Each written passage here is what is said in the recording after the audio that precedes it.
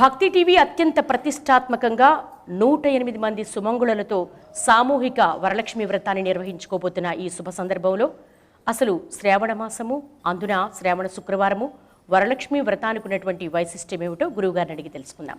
గురువుగారిని ప్రవచనామృతాన్ని అందించవలసిందిగా కోరుతున్నాం. లక్ష్మీం క్షీరసముద్రరాజతనయాం శ్రీరంగధామేశ్వరీం దాసీభూత సమస్త దేవవనితాం లోకైకదీపాంకురాం శ్రీమన్మందకటాక్షలబ్ధ విభవ బ్రహ్మేంద్ర గంగాధరాం త్వాం త్రైలోక్యకుటుంబినీం సరసిజాం వందే జగన్మాతరం వందే ముకుంద ప్రియాం. 108 మంది సువాసినులు ఒక చోట చేరడం అంటే ఆ ప్రదేశమే అతి పవిత్రమవుతుంది. అలా కావడం కోసమే భక్తి టీవీ వారు ఇంతటి వ్యయ ప్రయాసలకి ఓర్చి చేస్తున్నారు. ఆ శ్రీ మహావిష్ణువుకి ఇష్టం పసుపు పచ్చని రంగు. అంచేతనే పట్టు ధావతిని, పట్టు ఉత్తరీయాన్ని మాత్రమే వేసుకుంటూ ఉంటాడు. ఆమె చక్కనైనటువంటి ఎర్రని వస్త్రాన్ని ధరిస్తూ ఉంటుంది లక్ష్మీదేవి. కాబట్టే పసుపు కుంకుమలు రెండూ ప్రీతికరమైనవి లక్ష్మీనారాయణులకి అని శాస్త్రం. భక్తి టీవీ వారు హృదయపూర్వకంగా ఏ కార్యక్రమాన్నైనా చేస్తారు. కాబట్టే ఇక్కడ ఉండేటటువంటి ఈ శ్రీమంతులందరూ కూడా పసుపు ఎరుపు వస్త్రాల్లోనే ఉండడం చెప్పుకోదగ్గటువంటి అంశం. ఎప్పుడు స్త్రీలు నిజమైనటువంటి పండుగని భర్తకు సంబంధించింది చేసుకోవాలి అంటే భర్తని వృత్తి ఉద్యోగ వ్యాపారాలకి పంపించేశాక చేసుకోవాలి. ఆయన ఇంట్లో ఉన్నప్పుడే చేసుకున్నారు అనుకోండి, ఆయనకి విసుగొస్తుంది, ఇవిడికి చిరాకు వస్తుంది, వచ్చిన ఆడవాళ్ళు అందరూ ఇంట్లో కూర్చుని ఏమిటిది అనుకుంటారు. అంచేతనే లక్ష్మీదేవి తన భర్త లోకరక్షణ కోసమని యోగనిద్రకి వెళ్ళగా మొత్తం శ్రీమంతులతో తన ఇంట్లో అద్భుతంగా చేసుకుంటోంది. గమనించి చూడండి తల్లులారా. 2, లక్ష్మీదేవి మామూలుగా డబ్బునిచ్చేదే అని అనుకుంటాం, కాదు. శుద్ధలక్ష్మీర్ మోక్షలక్ష్మీర్ జయలక్ష్మీ సరస్వతి శ్రీలక్ష్మీర్వరలక్ష్మీశ్చ ప్రసన్నా మమ సర్వదా. ఏ గుళ్ళో అయినా సరే ప్రతి పూజకి చివరిలో మంత్రపుష్పాన్ని చదువుతారు. ఆ మంత్రపుష్పంలో 6 లక్ష్ములే అని చెప్తారు. ఇదేమిటండి అష్టలక్ష్మి గుళ్ళు ఉన్నాయిగా, అది చెప్తా. లక్ష్మి అనగానే డబ్బులు డబ్బులు డబ్బులు అని అనుకుంటాం. మరప్పుడు వరలక్ష్మి వ్రతం అని పేరు ఎందుకని ధనలక్ష్మి వ్రతం అనాలిగా. ధనలక్ష్మి వ్రతం అనకుండా మరి వరలక్ష్మి వ్రతాన్ని పూజించడం ఏమిటి? శుద్ధలక్ష్మి మన భర్త వృత్తి ఉద్యోగ వ్యాపారాలని చేస్తూ కొంత అధర్మార్జన చేస్తుంటాడు అని మనకి తెలుసు, వాళ్ళకి తెలుసు, మనకి తెలుసు. ఆ అధర్మపరమైన ఆర్జన పోవాలి అంటే దానివల్ల వచ్చేటటువంటి కష్టం తొలగాలి అంటే అమ్మా ఈ విధంగా సంపాదించిన మాట నిజం. మా కుటుంబంలో ఎవరికి ఏ విధమైన కుటుంబ ఛిద్రం అంటే భార్యాభర్తలు విడిపోవడం, కోడలు పెట్టిపుచ్చుకు వెళ్ళిపోవడం, ఇద్దరూ కలిసి ఉండకపోవడం లాంటిది చెయ్యకు, ప్రార్థిస్తున్నాను. అలక్ష్మీర్మే నశ్యత అంత్వాగునే. మా ఇంట్లో ఇలాంటి అలక్ష్మి కానీ తెలిసి వచ్చినా తెలియక వచ్చినా పట్టుకుపోతల్లి అని ప్రార్థిస్తుంది శ్రీ సూక్తం మంత్రం. 2, శుద్ధలక్ష్మీ. గొప్ప విషయం.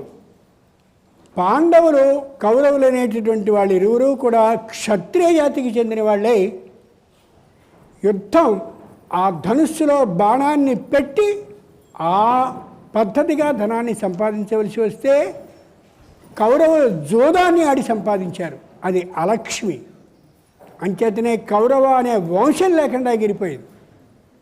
లక్ష్మి అంటే ఏమిటో తెలిసిన లక్ష్మీదేవి ఎంతో ఇష్టంతో సంపూర్ణమైన ధర్మ ఆర్జనని మాత్రమే చేస్తుంది. ఇలాంటి వ్రతాల్ని చేసుకుంటూ ఉంటే చేయిస్తుంది కూడా ఆమె. గమనించి చూడండి.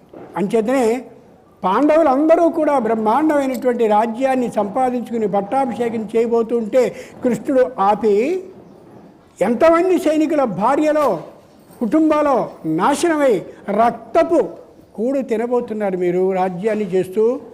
అది అలక్ష్మి కాబట్టి బ్రహ్మాండమైనటువంటి వ్రతాన్ని, హోమాన్ని, యజ్ఞాన్ని చేయవలసిందని చెప్పి చేయించి ఆ అలక్ష్మిని లక్ష్మిగా చేశాడు ఆయన.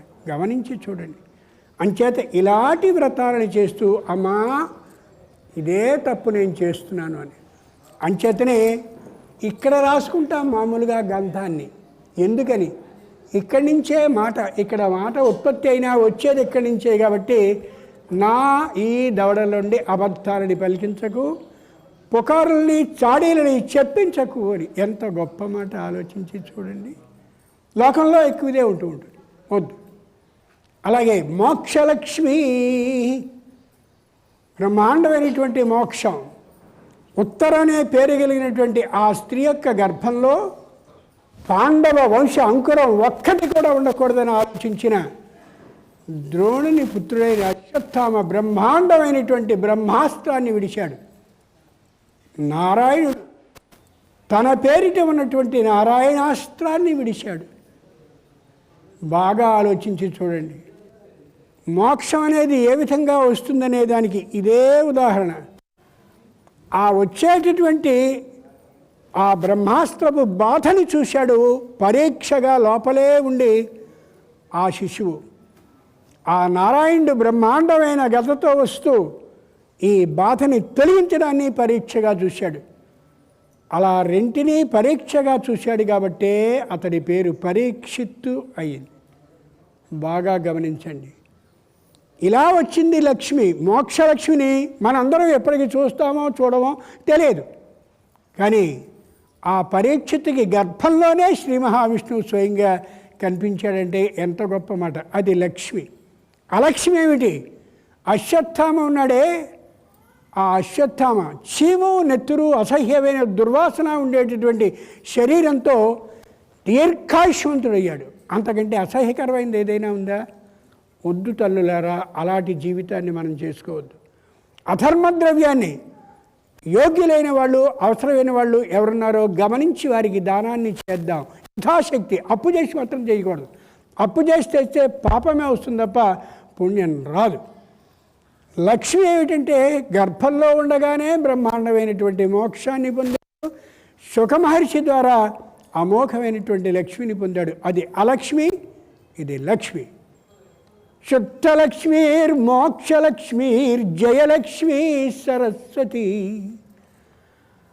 పాండవులు కౌరవుల యుద్ధాన్ని చేసినటువంటి సందర్భంలో బ్రహ్మాండమైనటువంటి జయాన్ని సంపాదించగలిగారు పాండవులు. అది లక్ష్మి. అలక్ష్మి ఏమిటి అని అంటే ఏ విధమైనటువంటి లాభము లేకుండా ఉన్నటువంటి దశలో రుక్మిణీదేవి స్వయంగా కృష్ణుణ్ణి రప్పించుకుని వివాహాన్ని చేసుకుని అద్భుతమైనటువంటి వివాహాన్ని జయపూర్వకంగా చేసుకుందే అది జయలక్ష్మి. జయం రాకపోవడం, జయం రావడం అలక్ష్మి, లక్ష్మి. ఇలాగే మిగిలిన లక్ష్మి ముగ్గురు గురించి కార్యక్రమం జరుగుతున్న సందర్భంలో ఎక్కడో చోట కలిగించుకుని తెలుసుకుందాం. జాగ్రత్తగా గమనించి చూడండి.